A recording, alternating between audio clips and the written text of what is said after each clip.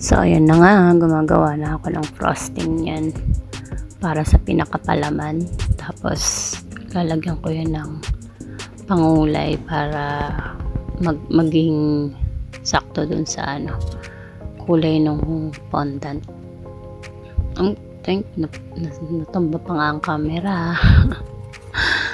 Ang hirap talaga pag first timer kang gagawa, tapos biglaan kang uutusan na gumawa ng ganyang klaseng cake, yung talagang wala kang ka-idea, wala kang experience, tapos first time mo lang as in talaga na gumawa ng totoong cake, tapos nanood ka lang sa video, wala kang actual training, wala kang proper training. So for sure sa mga baker dyan na professional na makakapanood nito, siguro magtatawanan talaga yung mangyayari. Makikita niyo mamaya sa video kung anong nangyari sa paglagay ko ng palaman niya at saka ng pagbuhos ko ng chocolate ganache. Kung ano-ano na lang mga pinaggagawa ko dyan, bahala na. Basta makagawa ako ng cake, kasi yung palaman nagbuo-buo siya, hindi ko alam kung anong nangyari, may mali sa ginawa ko, kasi talagang taranta na ako niyan. Parang umaga ko yung ginawa, tapos marami pa akong ibang ginagawang trabaho, tapos kinabukasan is yun na yung araw ng birthday ng alaga ko, kaya hindi ko alam kung paano gagawin ko. Natataranta talaga ako. Ang hirap talaga as in talaga, alam mo yung pressure ka, tapos hindi mo alam kung anong uunahin mo, kung paano mo mabibigyan ng ustisya yung palaman ng fondant cake mo. Kaya good luck talaga. Dapat talaga mali kasi yung ginawa ko, siguro hindi ko na nilagyan ng palaman, pero kasi kung walang palaman yung cake, ang pangit naman, 'di ba? Kung fondant lang. So dapat pala ang ginawa ko diyan is lang, butter at saka chocolate lang dapat ang nilagay ko, or cream lang at saka butter lang. Kaya lang di ko alam bakit ganyan nagbuo-buo yung yung palaman. Makikita niyo yan mamaya paglagay ko. Tapos yun na nga, I think yung mali ko dyan is yung kakabuhos ko ng gatas, kaya naging liquidy yung natin, frosting natin, kaya naging ganyan. Mali talaga yung proseso na ginawa ko.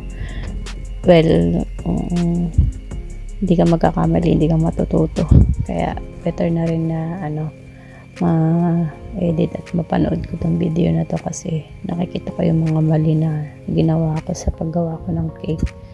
So hindi ka magkakamali, hindi ka matututo, yun lang yun. So burnout pa, wala talaga akong proper training, kaya ang hirap para sa isang katulad ko na makagawa ng isang cake. Tapos nanonood lang ako, ginagaya ko lang, kaya lang problema, mali yung proseso na ginawa ko. Pero kahit paano naman siguro nairaos. Makikita nyo na lang kung anong kalalabasan ng pagbuhos ko niyan mamaya. Matatawa ka na lang talaga, kasi mali talaga yung ginawa ko. Alam mo yung disaster talaga yung nangyari. At sa sobrang taranta ko, hindi ko alam kung saan ako napunta niyan, bakit nawala ako, asan na ako. Saan ako nagpunta, anong ginagawa ko? Umuusok-usok, ayun, bumalik na. Nakakatawa, naloloka talaga ako sa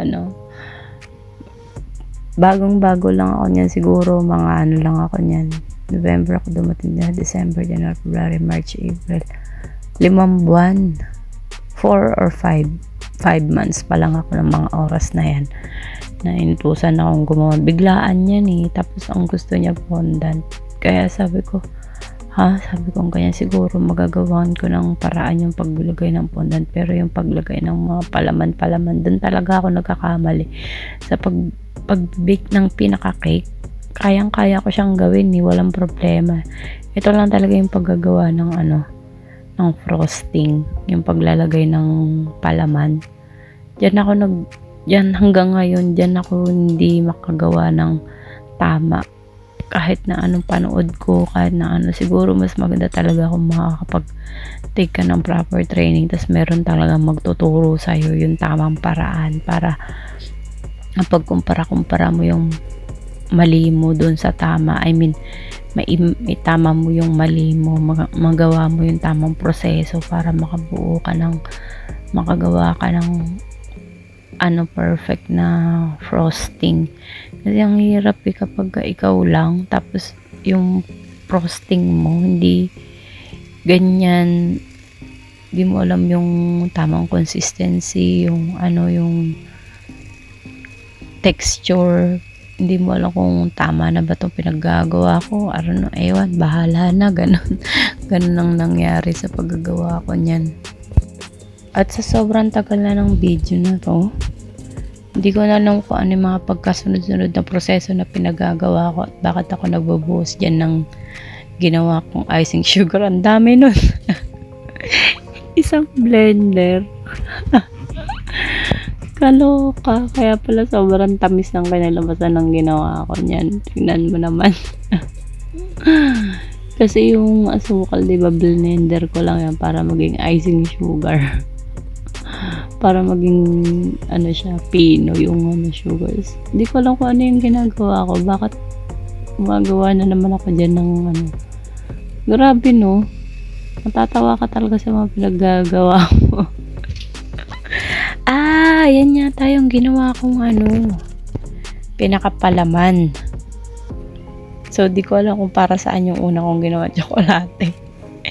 Manood na lang kayo kung ano mga pinaggagawa ko dyan. Kayo nang bahala, pagtawanan nyo na lang yung mga ginawa kong yan.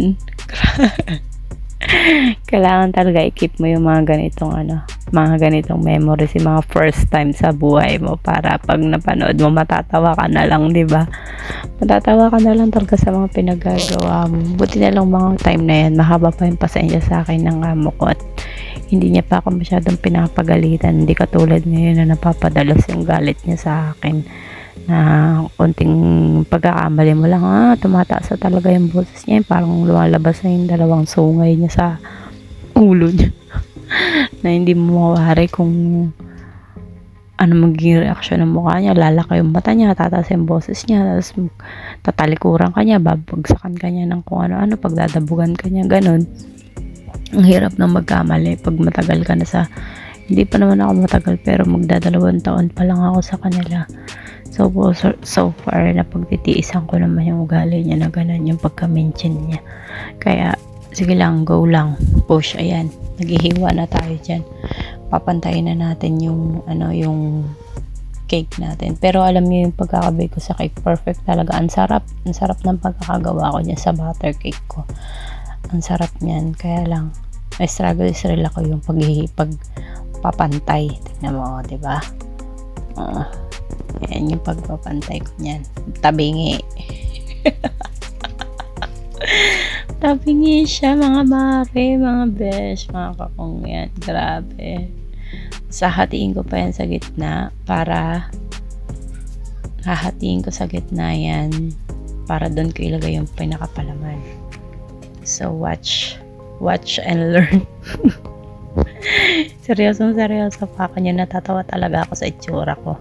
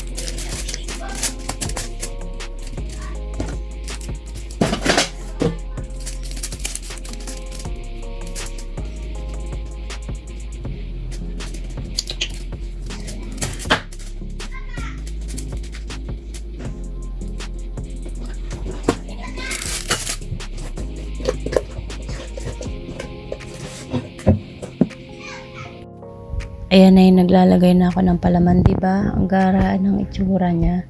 Kahit ako parang nakita ko tong video na to, nandiri ako. Sorry po. Nandiri ako sa sarili kong gawa. Pero alam nyo, kinain naman nila yan. At saka, maganda naman yung kinalabasan. Diba? Nakita nyo naman sa sa intro.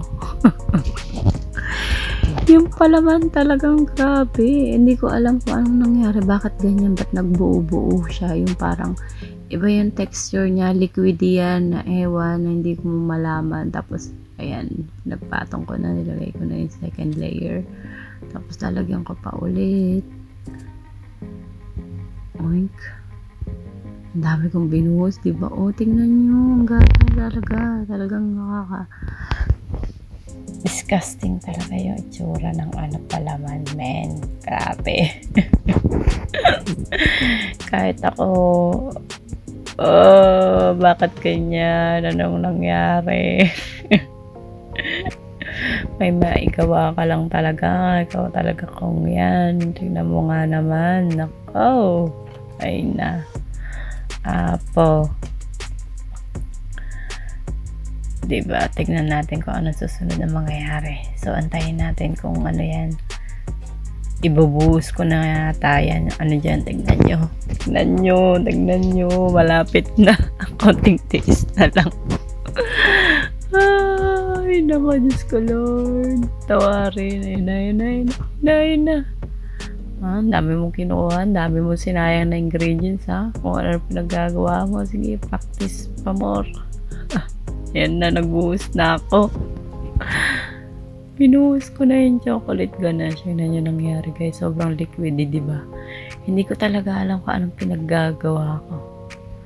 Ganyan pala, no? Kapag ka first time, tapos pinanood mo yung sarili mo. Ganito. Maloloka ka sa sarili mong video. Maloloka talaga. Oy, tulo na. Yan na. Sige. Sige, struggle, diba? Oh, diba? Diba nga?